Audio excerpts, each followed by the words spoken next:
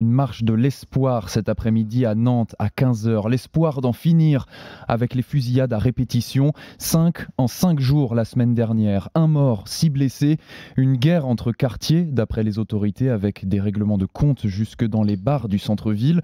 Reportage RMC, Yona Peknar et Martin Juret. À Nantes, les habitants n'en peuvent plus. Bouchra Akdim est la présidente d'un club de foot du quartier Bellevue. Avec d'autres associations, elle a décidé d'organiser cette marche pour dire stop aux violences. On parle de blessés graves, de morts, d'armes de guerre. On a un sentiment de peur, de crainte, parce qu'on se dit là, ont été pris pour cible des personnes innocentes. Donc on peut être la cible de balles perdues. Un de nos propres enfants peut perdre la vie ou être blessé grave à cause de ces guerres qui sévissent dans nos quartiers. Abdelaziz est père de 5 enfants.